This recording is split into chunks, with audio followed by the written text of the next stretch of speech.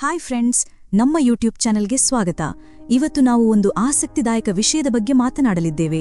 ನಮ್ಮ ಅಡುಗೆ ಮನೆಯಲ್ಲಿ ಯಾವಾಗಲೂ ಇರುವ ಒಂದು ಸಾಮಾನ್ಯ ತರಕಾರಿ, ಆದರೆ ಅದು ಪುರುಷರ ಆರೋಗ್ಯಕ್ಕೆ ಎಷ್ಟು ಮುಖ್ಯ ಅಂತ ಗೊತ್ತಾ?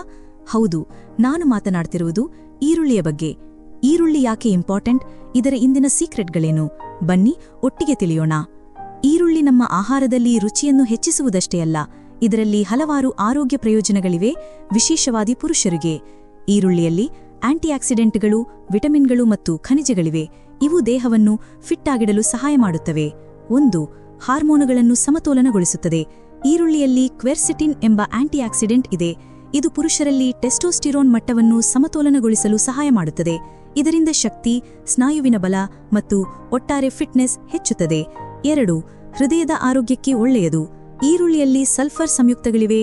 ಇವು ಕೊಲೆಸ್ಟ್ರಾಲ್ ಮಟ್ಟವನ್ನು ಕಡಿಮೆ ಮಾಡಿ ರಕ್ತನಾಳಗಳನ್ನು ಆರೋಗ್ಯವಾಗಿಡುತ್ತವೆ.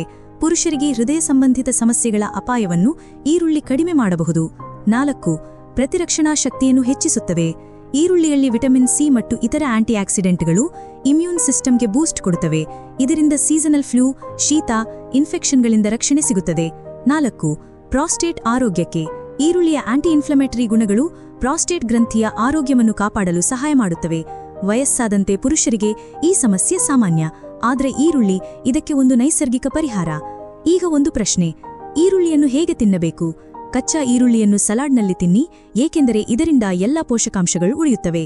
ಈರುಳ್ಳಿಯನ್ನು ಬೇಯಿಸಿದರೂ ಒಳ್ಳೆಯದು, ಆದರೆ ಹೆಚ್ಚು ಬೇಯಿಸದಿರಿ, ಇಲ್ಲವಾದರೆ ಕೆಲವು ಗುಣಗಳು ಕಡಿಮೆಯಾಗಬಹುದು. ದಿನಕ್ಕೆ ಒಂದು ಚಿಕ್ಕ ಈರುಳ್ಳಿಯನ್ನಾದರೂ ತಿನ್ನಿ, ಆರೋಗ್ಯಕ್ಕೆ ಖಂಡಿತ ಒಳ್ಳೆಯದು. ಆದರೆ ಒಂದು ಎಚ್ಚರಿಕೆ: ಈರುಳ್ಳಿಯನ್ನು ಹೆಚ್ಚು ತಿನ್ನುವುದರಿಂದ ಕೆಲವರಿಗೆ ಗ್ಯಾಸ್ ಸಮಸ್ಯೆ ಆಗಬಹುದು. ಆದ್ದರಿಂದ ಸೀಮಿತ ಪ್ರಮಾಣದಲ್ಲಿ ತಿನ್ನಿ. ಒಂದು ವೇಳೆ ಆರೋಗ್ಯ ಸಮಸ್ಯೆ ಇದ್ದರೆ ಡಾಕ್ಟರ್ನು ಸಂಪರ್ಕಿಸಿ. ಹೀಗೆ ಈರುಳ್ಳಿಯಂತಹ ಸಿಂಪಲ್ ತರಕಾರಿಯು ಆರೋಗ್ಯಕ್ಕೆ ಒಂದು ಖಜಾನೆ.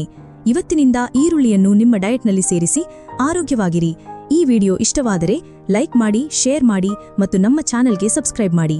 ಮತ್ತೊಂದು ಆಸಕ್ತಿದಾಯಕ ವಿಡಿಯೋದಲ್ಲಿ ಭೇಟಿಯಾಗೋಣ. ಅಲ್ಲಿ ತನಕ ಟೇಕ್ ಕೇರ್.